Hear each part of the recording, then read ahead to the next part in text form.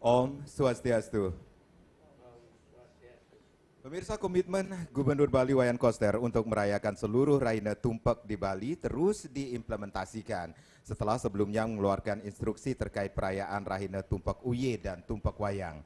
Kini Gubernur Koster mengeluarkan instruksi Gubernur Bali nomor 5 tahun 2022 tentang perayaan Raina Tumpak Landep dengan upacara Jana Kerti sebagai pelaksanaan tata titi kehidupan masyarakat Bali berdasarkan nilai-nilai kearifan lokal Satkerti dalam Bali era baru. Instruksi ini pun langsung ditandatangani Gubernur Bali tanggal 22 Maret yang lalu tentunya. Saya Madi Sukadana Karang dari Warung Bali Coffee 63. Dialog Merah Putih kali ini akan mengangkat sebuah topik yaitu Tumpak Landep dengan Jana Kerti sebagai pemuliaan manusia. Telah hadir tamu-tamu saya pada hari ini, langsung saja saya akan sapa. Yang pertama, beliau seorang pendidik. Ada Bapak Wayan Paleswara SPDH MPD, Guru Agama Hindu SMA Negeri 3 Denpasar. Om Swastiastu Pak Wayan. Waduh, ini kalau berbicara tentang guru ini cita-cita saya yang tidak tersampaikan. Terima kasih Pak Guru sudah hadir di kesempatan kali ini. Dan hari ini pun kita sudah menghadirkan Dr. Inyoman Alit Putrawan SAG MPhilH. Beliau seorang akademisi sekaligus Wakil Direktur Pasca Sarjana Universitas Hindu Negeri I Gusti Bagus Sugriwo Denpasar. Om Swastiastu Pak Inyoman Alit Putrawan. Terima kasih sudah hadir juga. Dan hari ini kita juga mengundang Profesor Dr. Iketut Suda MSI, Guru Besar Bidang Sosiologi Pendidikan Universitas Hindu Indonesia atau UNHI Denpasar. Om Swastiastu Prof. Terima kasih sekali lagi. Ini kita berbicara Tumpak Landep yang bisa dikatakan ini rangkaian dari beberapa upacara yang sudah dilaksanakan umat Hindu tentunya. Saya ke Pak Guru dulu. Pak Guru dari SMA Negeri 3, kalau kita berbicara tentang upacara Tumpak Landep niki sendiri, Pak Guru, bagaimana Bapak melihat pemahaman masyarakat khususnya para kaum Yowana ini terhadap pelaksanaan upacara Tumpak Landep saat ini? Terima kasih Pak Made atas kesempatan yang diberikan. Mohon izin Pak Dr. Alit, Pak Prof sudah. Jadi pada kesempatan yang baik ini tentu menanggapi apa yang menjadi pertanyaan dari Pak Made tadi tentang bagaimana para Yowana Bali melihat sisi positif dari pelaksanaan Tumpak Landep itu sendiri. Nah, Titiang merasa berbangga sekali dengan adanya surat instruksi gubernur tersebut terkait dengan pelaksanaan Tumpak Landep sebagai satu konsepsi pemuliaan manusia, kan begitu. Nah, lebih-lebih dewasa ini kita melihat esensi dari pelaksanaan Tumpak Landep itu sudah menuju pada esensi kekinian, kan begitu. Jadi bagaimana sejatinya kita memaknai sebuah pelaksanaan hari suci keagamaan itu sebagai pemuliaan dari segala yang ada di dunia ini, kan begitu. Nah, kita melihat Tumpak Landep dewasa ini sejatinya untuk para Yowana itu sebenarnya sudah mengetahui dalam tatanan aplikasinya. Namun kalau kita berbicara dalam konteks tatwa tentu harus ada pemahaman yang lebih kompleks lagi bagi mereka, sehingga para Yowana itu tidak hanya menganggap Tumpak Landep itu sebagai sebuah upacara yang hanya dirayakan saja, kan begitu. Kita sekarang harus melihat bagaimana upacara itu selain dirayakan tapi juga harus dimaknai, sehingga momen dari adanya surat instruksi gubernur inilah menjadi sebuah ujung tombak baru kita sebagai sebuah konsep pembaruan bahwa kita semua sebagai masyarakat Hindu, utamanya para Yowana yang ada di Bali ini, untuk lebih memaknai lagi pelaksanaan Tumpak Landep itu sendiri, Kenten Pak Made. Iya, kalau aplikasinya Bapak sudah melihat masyarakat khususnya para Yowana juga sudah. Kita tidak bisa pungkiri itu ya, kalau Yowana kita itu setiap Tumpak Landep sudah tahu dia, pasti dia akan melaksanakan sebuah persembahyangan, itu pertama. Kemudian bagaimana dia memaknai dari Tumpak Landep itu dengan, nah contoh real lah kita lihat kendaraan itu diupacarai, kan begitu ya. Kemudian bagaimana dia menilai bahwa Tumpak Landep itu sebagai otonan sarwa besi, kan begitu. Nah, ini juga sudah kita lihat dalam kehidupan kita sehari-hari. Namun, nah ini perlu juga kita pahami bahwa esensinya tidak hanya pada tatanan dari upacara saja, melainkan juga harus ada pemahaman tatwa dan etikanya. Kalau pemahaman, Bapak sudah melihatkah para Yowana kita sudah benar-benar paham tentang apa itu Tumpak Landep sendiri? Kalau bicara paham, kan itu Pak Made, perlu juga kita lihat ini ada 50-50 dulu ya saya bilang ya. Iya. Bukan berarti masyarakat kita di Bali ini tidak paham dengan pelaksanaan tumpang landep maknanya itu apa kan gitu Iya. ya. Hanya saja untuk generasi muda, ini saya bicara generasi muda, bahwa mereka itu hanya melihat tatanan bahwa setiap rerainan suci itu diupacarai. Ada upacara, ada persembahyangan kan begitu. Dia tidak melihat esensinya apa. Nah, sehingga inilah peran kami sebagai seorang guru, Pak. Utamanya saya sebagai guru agama, saya harus memberikan pemahaman pada mereka bahwa dalam proses pendidikan itu kita berikan mereka pemahaman bahwa hari suci tumpang landap itu ini loh maknanya. Nah, bukan berarti kita setiap tumpang landap itu hanya mengupacarai kendaraan saja, kan Baik. begitu. Bagaimana sekarang konsep pemuliaan jenana kita ini yang dimaksud sebagai landeping idep. Kalau kita berbicara dalam tatanan tatwa, Sundari Gama kan menyebutkan bahwa dalam tumpang landep itu ya yang kita laksanakan adalah bagaimana kita membuat satu sakralisasi sehingga kita melaksanakan yang namanya pemuliaan tadi, muncullah yang namanya landeping idep. Nah, landeping idep ini yang harus kita cari sekarang. Nah, Kenten. Itu yang harus dipahami juga Betul. oleh masyarakat khususnya dan juga para yuwana kita. Betul. Jadi sehingga ya saya sebut di awal tadi, sehingga tidak kita membahasakan bahwa tumpang landap itu hanya ngotonin kendaraan kan begitu. Bahwa yang diotonin itu bukan kendaraannya tapi bagaimana kita memuliakan manusianya. Nah, ini pun kita mencari yang namanya landeping idep Kenten. Baik, Pak Nyoman, ini kalau kita berbicara tentang tumpang landap yang setiap 6 bulan kita rayakan ini sendiri, setiap 6 bulan itu kita akan melihat apa ya, ritual, bukan ritual ya, dalam artian upacara yang selalu dilakukan oleh masyarakat kita. Kita tidak menutup mata ketika tumpang landap, tempat pencucian motor, mobil itu selalu penuh. Ini sebenarnya apa yang terjadi di masyarakat? Apakah mereka hanya sudah begitu paham tentang pelaksanaan upacara seperti yang disampaikan oleh Pak Guru kita ini? Atau memang hanya, tumpang landap hanya untuk ngotonin motor, mobil, seperti itu, dan hal-hal yang berbau besi seperti itu? Baik, Om Swastiastu pemirsa, memang menarik sekali ketika kita bicara fenomena-fenomena yang terjadi. Ada dikotomi, apakah tumpang landap itu adalah upacara untuk ngotonin motor, mobil, besi, dan yang lain sebagainya. Namun secara esensi kita perlu ketahui bersama bahwa itu adalah merupakan produk daripada landeping idep.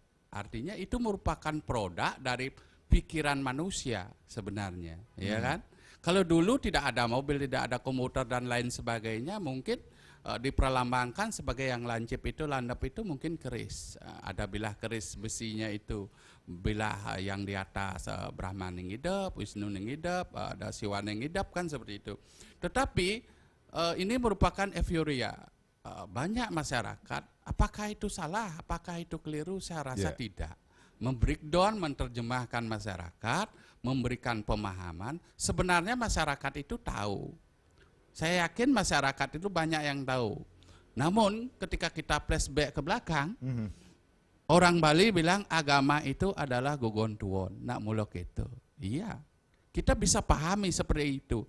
Seiring kita melaksanakan kegiatan itu secara berulang-ulang, contohnya dalam hal tumpang landap ini, ya, tumpak yang berdasarkan pada wuku, ya, rainan suci ini, saya rasa masyarakat yang gogontuan yang awam ini akan mencari tahu, apalagi di zaman yang serba hypertech ini, kita bisa dengan mudah sekali mencari mungkin di internet, di media sosial, apa sih tumpang landap itu? Oh, terjemahannya ini upacara untuk menyucikan pikiran. Apakah yang paling tajam di dalam kehidupan ini kan begitu?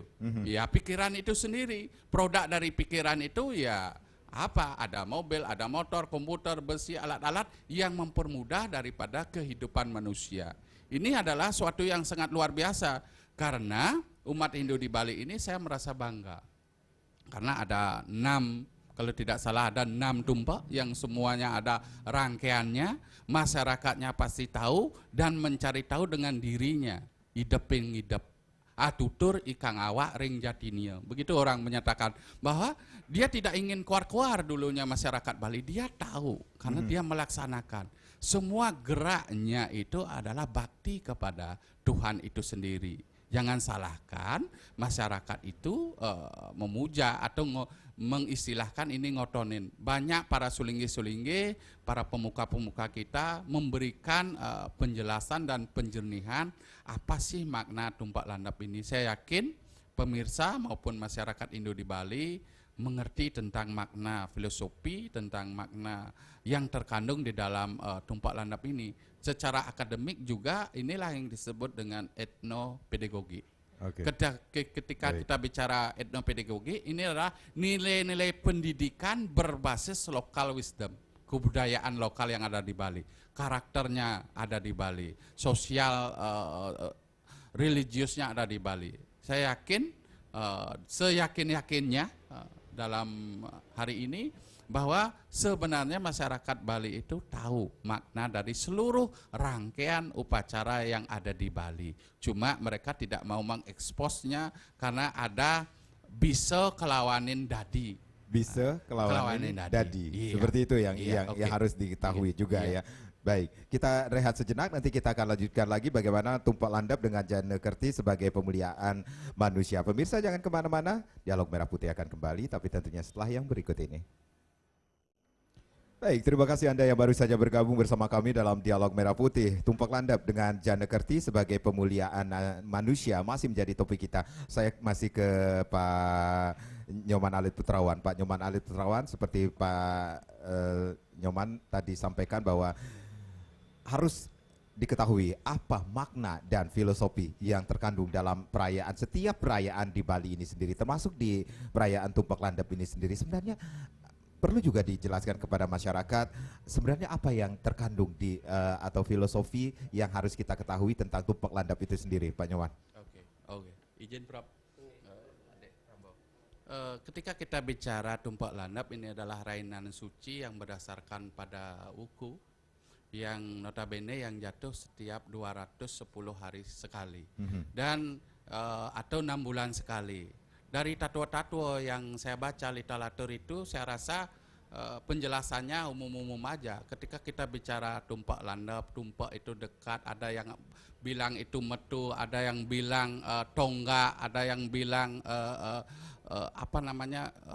kelahiran, itu sah-sah saja. Yeah. Ketika kita bicara landap itu adalah ada yang bilang itu merupakan idep, ada yang merupakan turun daripada ilmu pengetahuan. Itu sah-sah saja bagi kami. Karena yang terpenting adalah ketika kita bicara tumpak landap itu bagaimana kita bisa memaknai secara filosofi dalam gerak kehidupan beragama di Bali sesuai dengan Desa Mogocara seperti itu. Sehingga masyarakat itu memahami secara utuh dan kita tidak bisa dengan membalikkan telapak tangan mengubah persepsi daripada masyarakat itu. Tugas kita sebenarnya memberikan pemahaman kepada mereka agar mereka mengerti apa sih sebenarnya tumpak landap itu. Sebenarnya siapa sih yang bisa melaksanakan tumpak landap itu?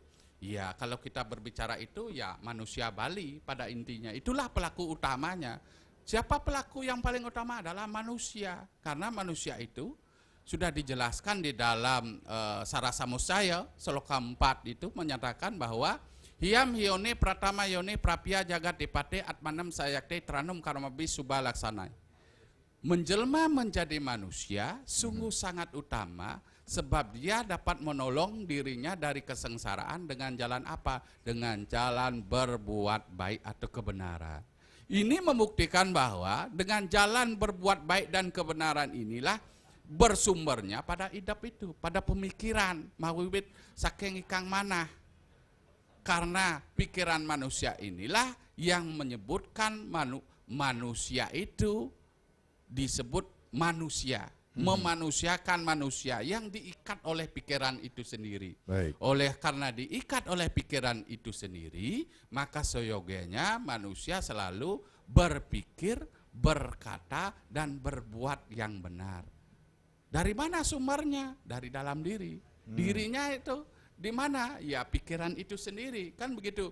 Untuk menghormati itu, ya kan, laku gerak orang Bali, ya local wisdomnya memperingati ini sebagai penghormatan kepada dirinya sendiri, pada Dewa Pasupati yang memberikan kehidupan, memberikan pemikiran kepada manusia, sehingga manusia-manusia Bali yang dilahirkan itu menjadi mulia, menjadi jana kerti. Baik. Saya sangat setuju sekali ketika Pak Gubernur mengeluarkan instruksi ini, bagaimana kita memperingati rainan ini yang tumpak landap ini, sehingga masyarakat ini lebih menjadi tahu, membumikan sebenarnya ajaran tumpak landap ini, sehingga masyarakat itu tahu, oh ini loh Bantennya apa aja, biarpun berdasarkan desa Mawacaro, paling tidak Banten-Banten intinya dalam acara peringatan hari tumpak landap ini ada, yaitu minimal ada ayaban, ini ada sesayut Pasupati dan pagah tuh dan lain sebagainya. Itu terserah kepada masyarakat memaknainya, tetapi kita harus bisa memberikan pemahaman yang utuh kepada masyarakat. Pemahaman yang utuh. Iya, Kemudian kita juga mengetahui ritual tumpak landap itu biasanya yang maaf juga, saya hanya mengetahui sedikit saja, sembahyang, kemudian mengotonin motor, udah selesai seperti itu. Ini sebenarnya ritual seperti apa yang harus masyarakat ketahui tentang tumpak landap itu sendiri, Pak? Iya. Ketika kita bicara ritual tumpak landap itu adalah penghormatan terhadap Pasupati yang memberikan penghidupan kepada manusia. Siapa sih sebenarnya Pasupati itu? Apa sih intinya gitu? Ya pati itu adalah memberi unsur kehidupan, ya kan? Secara umum, ketika unsur kehidupan itu diberikan, itu adalah atman kita.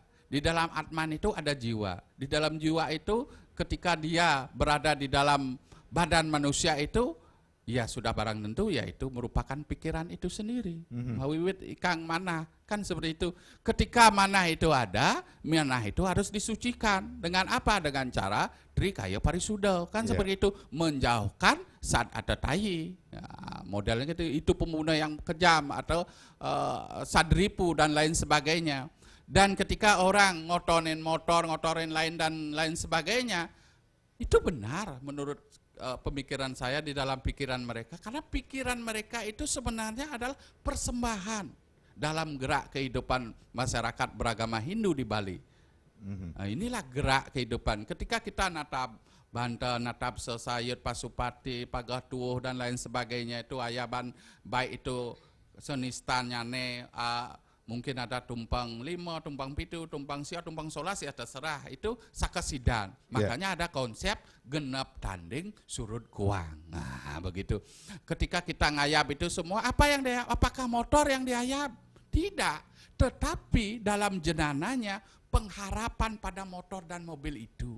Karena mobil itu dimuliakan seperti dirinya sendiri, berharap manusia Bali itu ketika dia ngotonin motor dan mobil ini memberi kehidupan pada mereka.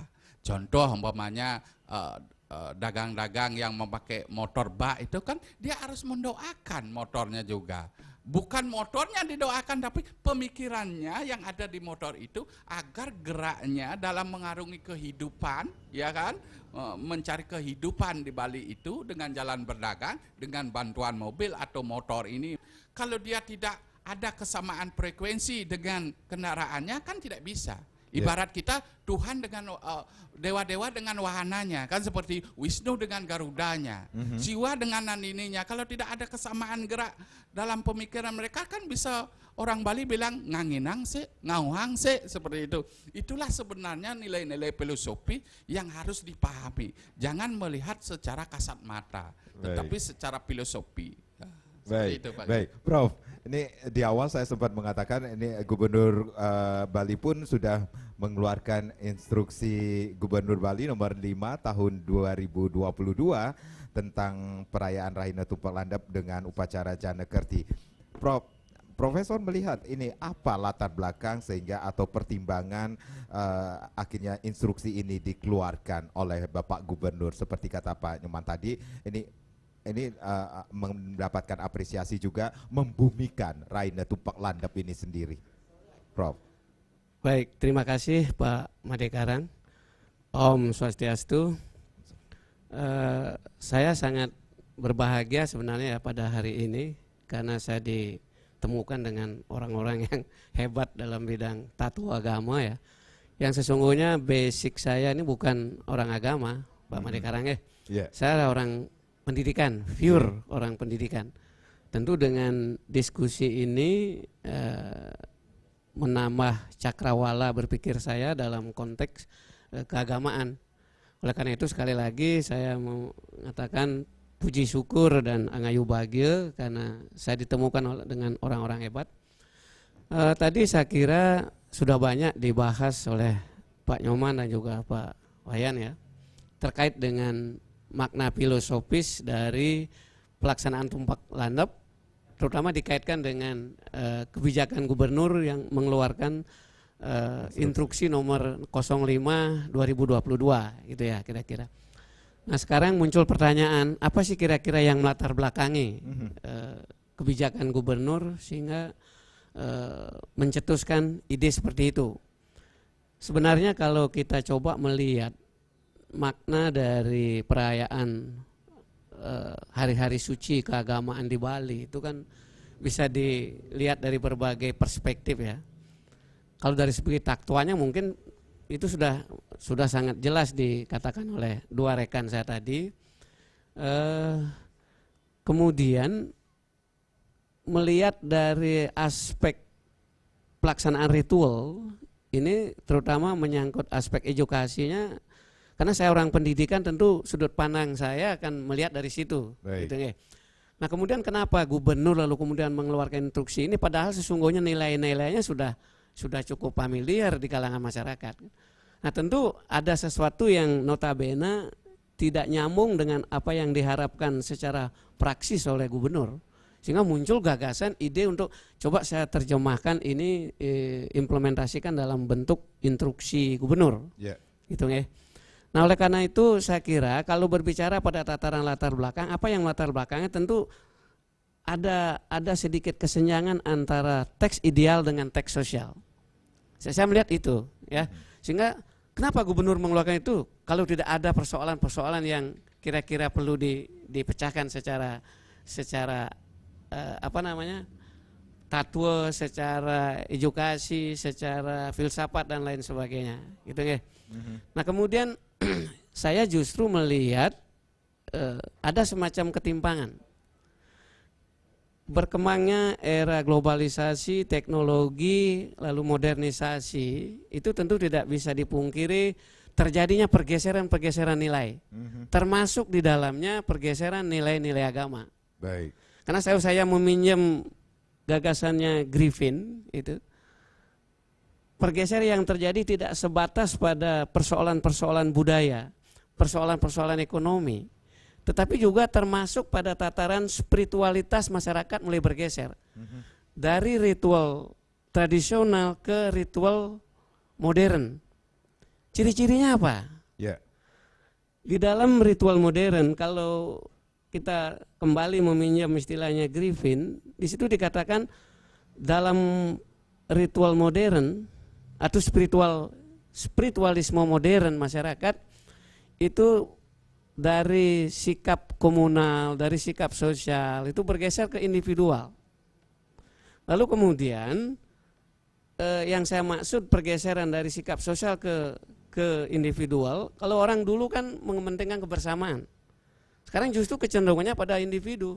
Yang kedua, masyarakat sekarang juga dalam perspektif spiritualisme modern, mereka cenderung berpikir futuristik. Yang saya maksud futuristik itu adalah ketika masyarakat memaknai kehidupan ini dalam konteks kekinian dan keakanan. Sedangkan nilai-nilai yang ada di masa lampau itu seakan-akan tidak bermakna apa-apa gitu. Ini yang mengkhawatirkan sebenarnya. Tadi Pak Nyoman, Pak Wayan juga sudah membahas semua itu. Cuman persoalannya kan apa benar masyarakat kita terutama generasi milenial kita memahami dan mau mengaplikasikan, kan ini jadi pertanyaan besar. Baik, kita tunda dulu, nanti kita akan lanjutkan lagi. Pemirsa Oke. jangan kemana-mana, Dialog Merah Putih akan kembali, tapi tentunya setelah yang berikut ini. Baik, terima kasih Anda yang masih bergabung bersama kami. Tumpak landap dengan jana kerti sebagai pemuliaan manusia masih menjadi topik kita di Dialog Merah Putih. Saya langsung ke Prof. Prof, berarti dengan perkembangan ilmu pengetahuan, teknologi dan seni, ini bisa dikatakan pergeseran terjadi nilai-nilai spiritual tradisional ke spiritual modern. Ini yang dikhawatirkan. Ini apa dampaknya ke depannya seandainya itu terjadi, Prof? Nah, begini, tadi kan sudah banyak disinggung juga oleh teman kita dari dua narasumber lainnya ya.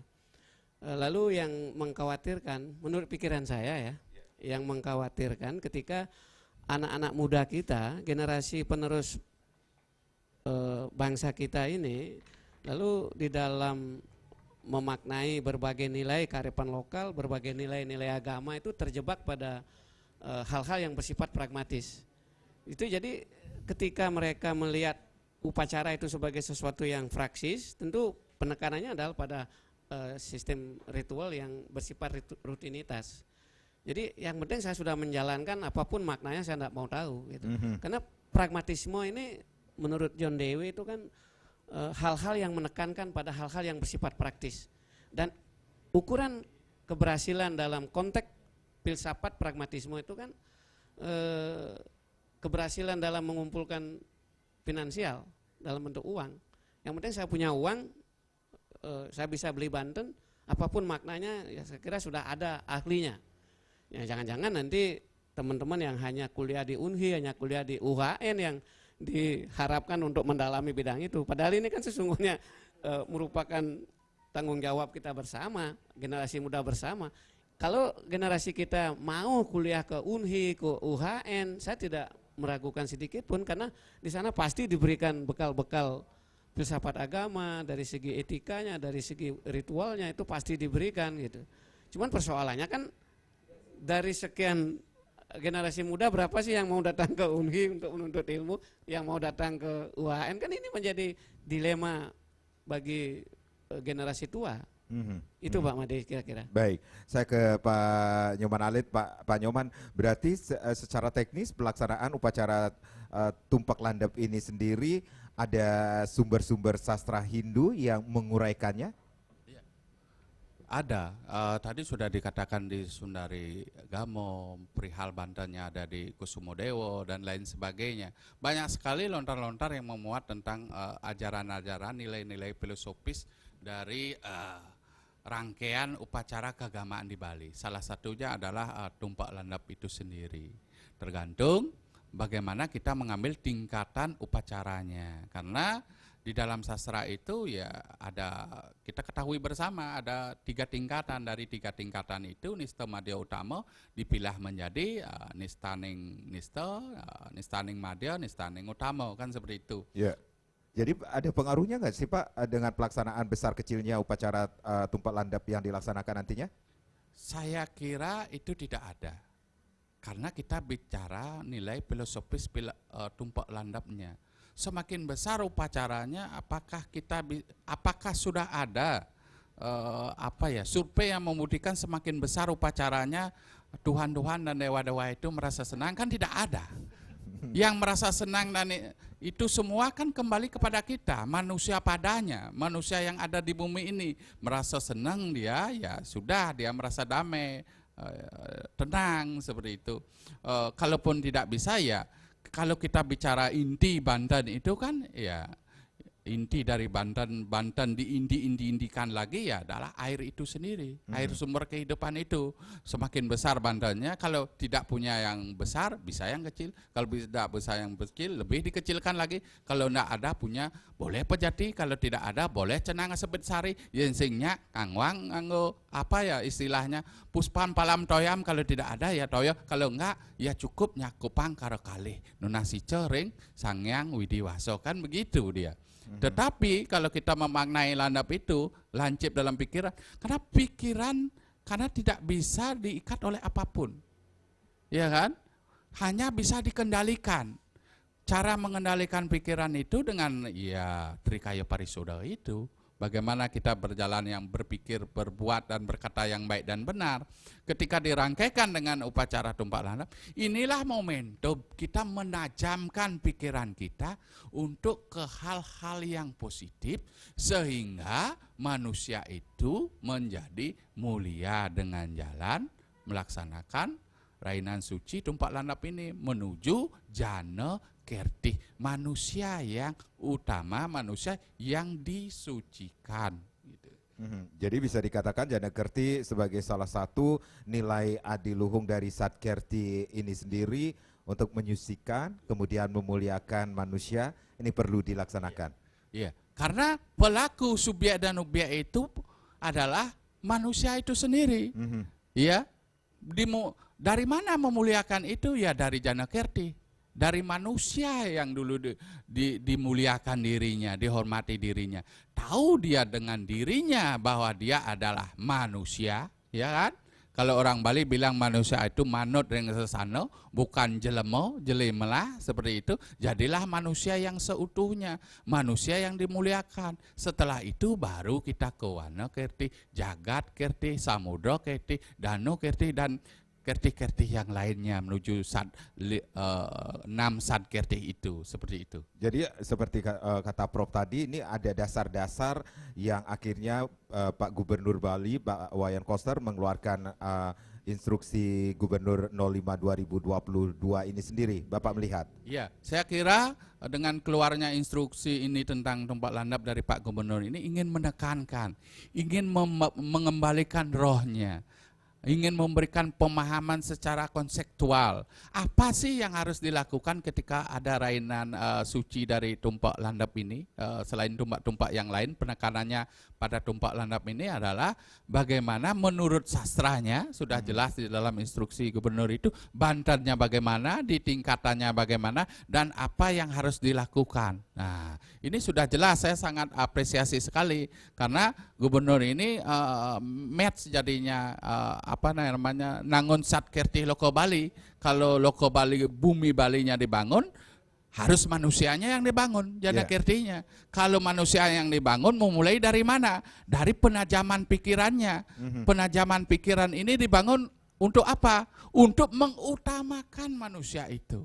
Nah, dengan tema yang sekarang, untuk memuliakan manusianya itu. Kalau semua ini sudah selaras, sebanding, role of role-nya bagus, saya yakin manusia-manusia Bali ini tidak akan ada terbebani tentang hari raya keagamaan yang ada di Bali. Jadi ada pengaruhnya terhadap sisi etos kerja kreatif dari pelaksanaan tumpak landap ini terhadap masyarakat? Saya rasa sangat besar pengaruhnya. Ketika dia yakin, ketika dia mengasah pikirannya, baik dalam dimensi, dalam tugas pokok yang berbeda, ada yang pedagang, guru, pengajar, apapun namanya, pengusaha dan lain sebagainya. Ketika dia menajamkan pikirannya, mengerti apa menjadi goal keinginannya, yang pedagang laku jualannya, yang guru anak didiknya sukses, kan seperti itu. Berarti dia sudah mengkodifikasi pemikirannya menuju pemikiran-pemikiran sesuai dengan apa yang menjadi keahliannya. Saya pikir seperti itu. Karena ketika dia menajamkan, umpamanya saya sebagai, selain di Parisade, saya juga seorang dosen dan seorang guru, saya menajamkan pemikiran saya dengan banyak membaca referensi-referensi. Tujuannya adalah memberikan pemahaman ini, menggetok tularkan alih daya ilmu kita kepada mahasiswa. Demikian pun juga pada Pak Made, pada murid-murid siswanya, kan seperti itu. Inilah momentum kita sebenarnya untuk lebih sadar. Apa ya, kalau saya bilang istilahnya, inilah ulang tahun kita, mereduksi, merestart lagi 6 bulan berikutnya. Apa yang harus kita lakukan? Di tumpak landap ini kita restart pemikiran kita ibarat komputer. Apa yang harus kita lakukan, apa yang harus kita tajamkan, yang menjadi tujuan kita, yang berguna bagi masyarakat luas, seperti itu. Baik, saya ke Pak Guru nih, Pak Wayan Pale, Pak Wayan, Pak Guru. Ini apa yang seperti Pak Nyoman mengatakan, ini harus menggetok tularkan, mengedukasi kepada para Yohano khususnya Niki sendiri. Ini makna yang terkandung dalam pelaksanaan tumpak landap itu sendiri. Kalau kita berbicara tentang pendidikan, kita mengenal, belajar, tak mengenal mengenal usia, seperti itu ya. Pendidikan tidak mengenal usia. Kalau kita hubungkan Tumpak Landap, kalau hubungkan dengan dunia pendidikan seperti apa nih Pak Guru? Baik, terima kasih Pak Made. Mohon izin kembali. Jadi tadi Pak Prof dan juga Pak Nyoman sudah sangat-sangat jelas sekali memaparkan terkait dengan apa yang menjadi dasar, latar belakang, kemudian bagaimana tatanan kita melaksanakan upacara Tumpak Landap. Nah, kalau kita berbicara lagi menyambung apa yang disampaikan oleh Pak Nyoman tadi, bahwasanya di sini merupakan momen kita menajamkan pikiran, sehingga kalau kita berbicara sekarang tentang pasupati kan begitu, tentu harus ada satu sakralisasi dalam diri kita. Nah, sehingga kita tidak salah menyebut bahwa masyarakat Hindu Bali itu memiliki taksu kan begitu. Mangkin sampun galah sani becik, bagaimana kita memuliakan kembali sehingga taksu-taksu dalam diri kita ini bisa dimuliakan, bisa dihidupkan kembali. Intinya kalau kita analogikan, kita charger lagi dia. Jadi yang kemarin berkurang kita tambah lagi kan begitu. Nah, kalau dikaitkan dalam dunia pendidikan, ini merupakan satu momentum yang sangat baik sekali. Lebih-lebih ketika kita berbicara tentang ketajaman pikiran, sehingga ada proses membangun intelektualitas yang baru kan begitu. Jadi hasil cipta rasa dan karsa manusia yang tercipta dari ketajaman pikiran, intelektualitas kita semua di sini meningkat, sehingga menjadilah proses kreatif di sini. Sehingga kalau kita membaca dari surat instruksi gubernur tersebut, maka kan beliau menjabarkan, jadi dalam proses ini boleh melaksanakan sebuah gelaran di mana kita semua bisa memamerkan hasil cipta rasa dan karsa, kan ini penting juga. Jadi dalam konteks pendidikan, kalau saya melihat bagaimana siswa-siswa kita yang kreatif, inilah ruang yang bagus untuk untuk bisa menampilkan hasil karya mereka. Nah, termasuk dari apa yang menjadi penjabaran surat instruksi gubernur tersebut, kita bisa membuat sebuah pameran atau gelar ide kreativitas kan begitu. Inilah momennya. Sehingga kita memaknai sekaligus juga kita mengapresiasi apa yang menjadi hasil cipta rasa dan karsa dari peserta didik itu sendiri. Sehingga saya betul-betul nyambung dengan apa yang disampaikan oleh Pak Profesor dan Pak Nyoman tadi, bahwa terlepas dari kesenjangan kita berbicara tentang konteks kekinian dan keakanan tadi yang disebut oleh Profesor, jadi momen ini kita akan menjadi sebuah jembatan baru, sehingga muncul bahwasanya selain kita memaknai hari suci itu untuk kita rayakan, untuk kita laksanakan, kita juga akan semakin memahami proses edukasinya akan muncul di sini. Sehingga sekali lagi bukan bermaksud untuk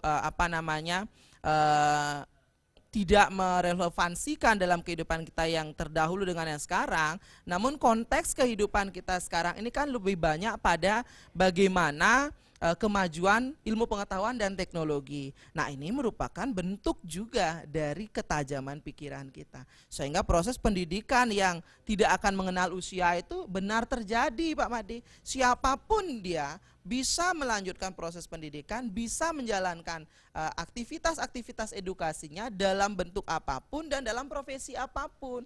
Sehingga sakralisasi dari Pasupati ini membangun kembali taksu-taksu diri kita.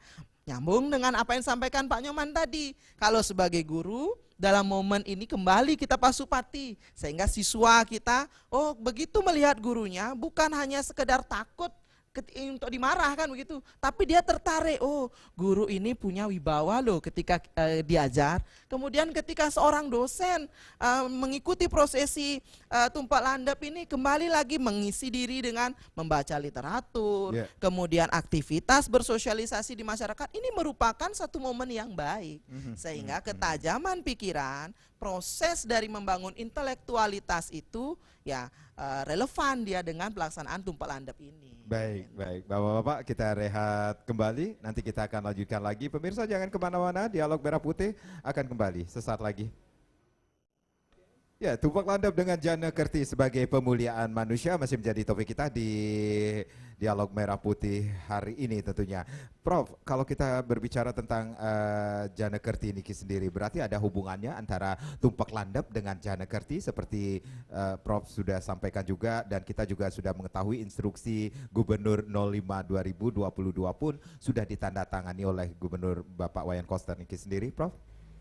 Baik, sebenarnya kalau kita coba melihat dua entitas tadi ya, Ya. antara perayaan tumpak landap dengan konsep jana kerti, saya kira sangat erat kaitannya ya. Jadi Kenapa saya katakan demikian? Karena tadi sudah berkali-kali diulang oleh Pak Nyoman, oleh Pak Wayan berkaitan dengan apa sih makna dari perayaan tumpak landap itu. tumpak landap. Tumpak landap itu kan kalau dilihat dari akar katanya kan dari kata landap itu ya, yang artinya lancip. Yang lancip itu apa? Kadang-kadang orang menerjemahkan kata lancip itu pada benda fisiknya. Padahal sesungguhnya di balik benda fisiknya itu ada makna yang sublim. Ini yang seharusnya dikejar maknanya. Misalnya tadi sudah dikatakan oleh dua narasumber di samping saya itu makna landap itu kan tajam, yang dimaksud itu adalah ketajaman idep. Idep itu pikiran. Jadi bagaimana kemudian orang bisa menjadi manusia utama jika pikirannya tidak tajam? Tetapi saya kira tidak cukup hanya dengan ketajaman pikiran, tetapi juga ketajaman hati. Rasio dan rasa itu saya kira harus disinkronisasikan gitu. Kalau tajam pikiran tidak diimbangi dengan tajam hati, itu akan bahaya juga, gitu ya. Nah saya kira disinilah letak wisdomnya, bijaknya tetua-tetua kita dulu, sehingga mengkonseptualisasi istilah landap tidak sekedar tajam pikiran, tetapi juga ketajaman hati. Bagaimana kemudian kita mengimplementasikan dalam kehidupan masyarakat, ini yang penting. Karena selama ini saya belum melihat ada formulasi yang katakanlah tepat dalam proses transmission of value dan transfer of knowledge terhadap generasi muda. Kita di sekolah oke, tapi di luar sekolah kan banyak anak-anak muda yang sekarang sudah keluar dari sekolah ya sudah tidak mendapat pelajaran apa-apa gitu. Transmission of value ini yang penting. Formulasinya seperti apa? Nah, saya mengutip pendapatnya Fuad Hasan. Kalau kita berbicara pendidikan dalam arti luas, itu ada 3 hal penting. Pertama, di situ ada konsep peneladanan. Yang kedua, pembiasaan. Yang ketiga itu adalah pembelajaran. Jadi anak-anak kita sebenarnya dari kecil harus sudah dibiasakan melakukan hal-hal kecil berkaitan dengan ritual, dengan upacara, misalnya mulai dari Masaiban. baik. Itu kan harus dilatih dari kecil. Ujuk-ujuk kemudian setelah dewasa mereka diberikan pemahaman filosofi terhadap perayaan sebuah ritual, saya kira akan agak susah juga gitu. Kemudian peneladanan, jangan sampai orang tua keluar-keluar nyuruh anaknya sementara dia sendiri tidak pernah datang ke pura, tidak pernah ngatur orang sembah gitu kan. Gimana kita bisa mendidik anak kita kalau kita tidak pernah menjadi suri tauladan. Yang ketiga baru harus ada proses pembelajaran. Ketika di lingkungan keluarga misalnya, ketika kita makan bersama dengan anak, dengan istri, nah di sanalah kesempatan, momen yang sangat bagus oleh orang tua untuk melakukan transmission of value, mentransfer nilai-nilai, mentransmisikan, menyebarluaskan nilai-nilai. Ditambah juga kalau mampu, saya yakin bapak-bapak yang tamatan IHD, UNHI atau UHN sekarang ya, itu saya yakin pasti fasih tatwanya, etikanya, sehingga ini yang diharapkan menjadi apa ya, suri tauladan lah bagi generasi muda dalam proses transformasi nilai-nilai yang berkaitan dengan semua perayaan hari-hari suci keagamaan di Bali. Karena saya yakin semua perayaan hari suci agama itu mempunyai nilai filosofi, mempunyai nilai simbolisasi, dan mempunyai makna-makna yang memang perlu diterjemahkan secara lebih sederhana sehingga mudah dipahami oleh masyarakat. Kalau tadi saya kira kalau saya selalu mengacu pada konteks sastra, itu akan sangat sulit dipahami oleh anak-anak muda sekarang. Apalagi dengan 2 tahun kita mengalami pandemi COVID itu, anak-anak tidak pernah berinteraksi, tidak pernah diberikan pelajaran secara langsung, itu sangat susah untuk mentransfer nilai-nilai agama semacam itu. Baik. Apalagi mengacu pada teks-teks sastra ya. Saya Apa kira yang Prof lihat dengan dikeluarkannya instruksi ini sendiri? Apa yang diinginkan nantinya ke depannya, Prof? Nah, ini saya kira Pak Gubernur tidak sekedar mengeluarkan instruksi untuk melakukan rutinitas seperti itu, tetapi yang lebih penting menurut saya yang mendasari pemikiran Pak Gubernur itu adalah bagaimana kemudian anak-anak muda kita, kaum milenial kita tidak sekedar paham, tidak sekedar mengerti tentang nilai-nilai filsafat yang ada dalam setiap perayaan upacara keagamaan, tetapi yang lebih penting kan bagaimana dia kemudian menghayati dan mengaplikasikan dalam tataran kehidupan. Aplikasi bukan berarti dalam konteks perayaan hari raya, tapi dalam keseharian. Misalnya Jana Kerti tadi kan pemuliaan manusia. Manusia yang mulia yang seperti apa? Kan ini harus lebih diterjemahkan lagi. Tidak bisa sekedar manusia mulia. Apakah mereka paham tentang manusia mulia? Ini yang menjadi pertanyaan besar. Nah, oleh karena itu sekali lagi mungkin melalui jembatan instruksi Gubernur nomor 05 2022 ini, para guru ya bisa mentransfer ilmu pengetahuan dalam konteks kognitifnya, tapi juga tidak lepas dari afektif dan psikomotorik. Baik. Karena mengacu pada teorinya Bloom, itu kan ada 3 domain yang harus disinkronisasikan. Kognitifnya bagaimana, afektifnya seperti apa, psikomotoriknya seperti apa. Jangan sampai dia cerdas, dia pintar tapi tidak cerdas. Karena orang kerja tuntas itu memerlukan kepintaran dan kecerdasan. Baik. Ketinggian pikiran dan ketinggian hati. Baik, Pak Nyowan, ternyata tumpak landep yang kita peringati setiap 6 bulan sekali ini memiliki makna yang cukup tinggi. Nah, sekali lagi ini dalam praktiknya, sudahkah nilai-nilai tersebut dimengerti oleh masyarakat kita, khususnya di Bali Niki sendiri? Karena kalau kita berbicara tentang praktik nilai-nilai tersebut hanya dilaksanakan secara rutinitas, khususnya di Bali, kemudian tanpa upaya pemaknaan yang mendalam Niki sendiri, khususnya di Bali ini, tradisi yang diwariskan para leluhur ini didasarkan pada sikap mulek itu, seperti itu, Pak. Iya. Kalau kita bicara pemahaman di tataran praktis, saya rasa masyarakat pasti tahu. Tetapi secara filosofis ini perlu pengkajian, karena ada klaster-klaster masyarakat kaum cerdik pandai yang mengenyam pendidikan agama. Saya yakin pasti mereka tahu tentang makna filosofis setiap hari raya, termasuk hari raya tumpak landap ini. Bagaimana dengan generasi-generasi milenial dan generasi Z yang sekarang ini, ya kan? Secara tataran praktis mereka tahu, ya. Mereka tahu bahwa di dalam pikiran mereka bahwa tumpak landap ini mungkin otonan mobil, otonan komputer dan lain sebagainya. Namun saya yakin mereka akan pasti mencari tahu, benar nggak ini upacara tumpak landap ini ngotonin motor, ngotonin mobil. Pasti mereka mencari tahu kan? Ya di media sosial, di Google dan lain sebagainya. Dan mereka akan tahu jawaban yang sebenarnya.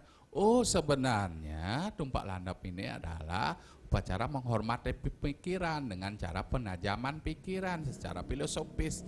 Kalau boleh saya menyitir pendapat Prof. Sumadi, inilah pergerakan cakrayatnya yang mengatakan bahwa roda kehidupan ekonomi itu berputar, ya kan? Ketika kita berbuat bukan secara mantap, secara spiritual religius juga, tetapi secara sosial, secara ekonomi itu harus berputar di dunia ini. Kan ini menguntungkan juga bagi yang muka usaha cuci, motor dan mobil dan lain sebagainya. Dan ketika kita membumikan ajaran tumpak landap ini melalui salah satunya instruksi gubernur ini adalah sangat luar biasa. Inilah memberikan pemahaman ketika ini ada di grup-grup media sosial tentang instruksi gubernur tentang tumpak landap ini, paling tidak ya secara persentase masyarakat itu ingin tahu apa sih isi instruksi tentang tumpak landap ini. Saya pun kadang-kadang tidak, baru kemarin saya tahu tentang instruksi ini. Oh ternyata ini, oh bagus sekali sih instruksi ini. Kalau ini digetok tularkan, apa sekarang digetok viralkan di media sosial itu, mereka akan tahu semua masyarakat. Mungkin pemikiran mereka akan bergeser, ya kan? Makna upacara secara komodifikasi, ya kan? Akan berubah nantinya. Oh bahwa ini loh yang sebenarnya terjadi. Memang yang abadi itu kan perubahan. Tetapi perubahan menuju arah yang lebih baik berdasarkan tatwa, berdasarkan filosofi, saya yakin semua tahu. Pada masanya want to know. Artinya manusia Bali itu akan mencari jati dirinya mengapa orang merayakan Hari Tumpak Landap ini. Gitu. Baik, Pak Guru, ini bertepatan dengan Tumpak Landap juga akan ada pelaksanaan dari pemerintah Provinsi Bali, ini Bali Digifest nih sendiri. Wah, ini ada hubungannya juga kan dengan Tumpak Landap nih, Pak Guru. Ya, jadi ini yang saya maksud tadi, ya Pak Made ya. Jadi saya tertarik betul dengan isi instruksi gubernur tersebut, bahwa kita sebenarnya diberikan ruang untuk mengapresiasi dari hasil cipta rasa dan karsa. Kita juga tidak boleh lupa sejatinya bahwa sebelum kita merayakan Tumpak Landap, ada hari-hari suci yang kita laksanakan rangkaian sebelumnya, kan begitu. Ya, saya potong saja lah mulai dari Saraswati. Ya, itu kan bagaimana kita merayakan hari turunnya ilmu pengetahuan. Kemudian pagar wesi, bagaimana kita membentengi diri, sifatnya adalah mawas diri. Setelah kita dapat pengetahuan, kita harus bisa membentengi diri kita, kan begitu. Dilanjutkanlah dengan Tumpak Landap nanti. Kita akan kembali menajamkan pikiran. Dan jangan lupa, kita dari kecil sudah sering mendengar guru-guru kita atau orang tua kita, kakek nenek kita sering kalau mendidik kita di rumah, kan seperti bahasa Pak Prof tadi, bahwa kita punya 3 tempat untuk melaksanakan proses pendidikan, kan itu di rumah, di sekolah, dan di masyarakat. Ini tidak boleh dilupakan bahwa proses pendidikan tidak boleh terjadi hanya di sekolah saja. Kan ada menyebutkan kawerohe luwer senjata neda di prabotang sai keanggen ngaruruh mertesa anun ceninge urip. Bagaimana proses kita memperoleh pengetahuan itu satmake senjata, kan begitu. Senjata yang dimaksud kalau kita analogikan ini adalah kemampuan kita, kecerdasan kita. Sehingga hasil dari kita memiliki kecerdasan, kita akan memiliki kemampuan untuk mencipta, kan begitu. Jangan hanya mencipta saja tapi tidak memberdayakan. Nah, lebih-lebih sekarang kita diberikan ruang disebut dengan digital Kerti Bali ya kalau tidak salah itu. Bagaimana kita semua memahami bahwa konteks dari penajaman pikiran ini ngelinggihang Sangyang Pasupati dengan Anggesarira itu lewat bagaimana kita mengaplikasikan pendidikan, pengetahuan yang sudah kita miliki sebagai sebuah hasil karya. Nah, inilah yang dirangkaikan menjadi sebuah kesatuan utuh dia dari pelaksanaan Tumpak Landap itu. Lebih-lebih ya, dari instruksi ini kita semua diajarkan kembali lagi untuk memahami secara konsep tatuanya, kemudian etikanya dan acaranya. Apa yang bisa kita lakukan dalam konteks kekinian. Kekiniannya apa ya? Itu tadi, diberikan kita ruang untuk memamerkan hasil karya kita dalam bentuk apapun itu. Dan jangan lupa, kalau dulu mungkin senjatanya adalah sarwa besi, kan begitu. Landeping perang dalam Sundarigama menyebut. Itu senjata-senjata ketika digunakan untuk perang, kan. Perang kita sekarang bukan melawan penjajah lagi, tapi bagaimana kita berpacu dengan media, kan begitu. Dan jangan lupa ya, lewat momen yang baik inilah kita semua harus memahami lagi bahwa semua yang sudah kita terima itu sebagai sebuah inti dari ketajaman pikiran sendiri. Prof, singkat saja, ini momentum apa yang harusnya masyarakat kita ketahui tentang Tumpak Landap dan Jana Kerti yang diharapkan nantinya? Baik, sebenarnya berkaitan dengan prosesi upacara Tumpak Landap, kemudian kaitannya dengan Jana Kerti, saya kira itu sudah dijelaskan secara panjang lebar di dalam instruksi gubernur. Cuman persoalannya kan saya tidak yakin semua masyarakat akan mengakses itu ya. Walaupun tadi Pak Nyoman mengatakan itu sudah disebar lewat berbagai media sosial, tetapi banyak juga masyarakat yang notabene tidak mampu mengakses informasi-informasi seperti itu. Ya. Oleh karena itu harapan saya tentu perbanyaklah diskusi-diskusi seperti ini melalui media mainstream misalnya, melalui grup-grup yang ada di media sosial, atau bisa jadi juga melalui ngumpul-ngumpul di Balai Banjar, di ruang-ruang publik lainnya, sehingga apa yang diharapkan oleh Pak Gubernur tidak hanya berhenti pada tataran teks gitu ya. Karena kalau hanya berhenti pada tataran teks kan percuma juga. Sekarang persoalannya tadi sudah saya katakan bagaimana formulasi dari pemerintah untuk mencoba membumikan, mentransformasikan nilai-nilai ini kepada masyarakat bawah, pada akar rumput, katakanlah seperti itu. Baik, Saya kira nih, mentransformasikan intinya Iya. kepada masyarakat Iya. khususnya. Baik, Bapak-bapak, terima kasih sudah sharing hari ini. Yang pastinya Dialog Merah Putih bersama Minyak Abun Ganapati, solusi keluarga sehat. Saya Madi Sugeng Negara, terima kasih, sampai jumpa. Om Santi, Santi, Santi, Om.